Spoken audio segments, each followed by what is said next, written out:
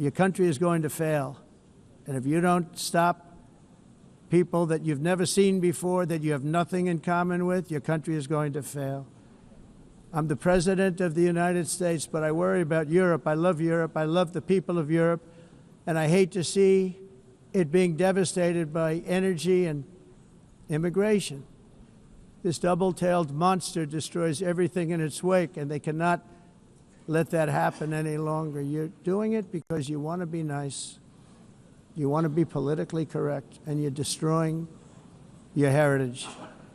They must take control strongly and immediately of the unmitigated immigration disaster and the fake energy catastrophe before it's too late.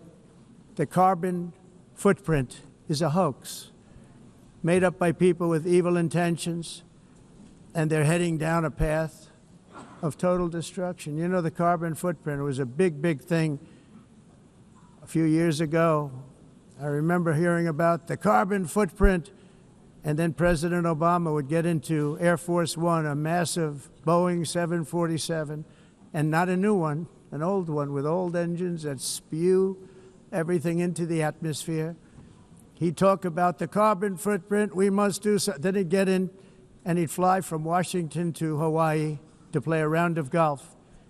And then he'd get back onto that big, beautiful plane and he'd fly back and he'd talk about, again, global warming and the carbon footprint.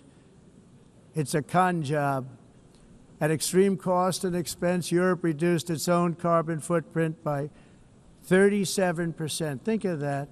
Congratulations, Europe. Great job. You cost yourself a lot of jobs, a lot of factories closed, but you reduced the carbon footprint by 37%. However, for all of that sacrifice and much more, it's been totally wiped out and then some by a global increase of 54%. Much of it coming from China and other countries that are thriving around China, which now produces more CO2 than all the other developed nations in the world. So all of these countries are working so hard on the carbon footprint, which is nonsense, by the way. It's nonsense. You know, it's interesting. In the United States, we have still radicalized environmentalists, and they want the factories to stop. Everything should stop. No more cows. We don't want cows anymore. I guess they want to kill all the cows. They want to do things that are just unbelievable, and you have it too.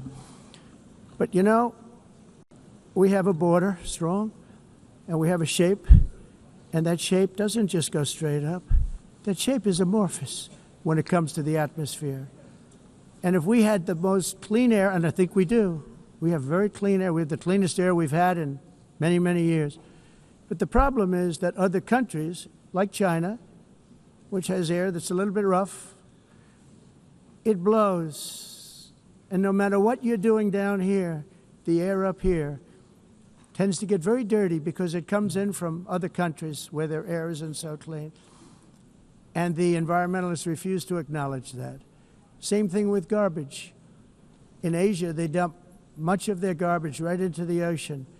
And over about a 1 week and 2 week journey, it flows right past Los Angeles. You've seen it. Massive amounts of garbage, almost too much to do anything about, flowing past Los Angeles, past San Francisco, and then somebody will get in trouble because he dropped a cigarette on the beach. The whole thing is crazy. The primary effect of these brutal green energy policies has not been to help the environment, but to redistribute manufacturing and industrial activity from developed countries that follow the insane rules that are put down to polluting countries that break the rules and are making a fortune. They're making a fortune.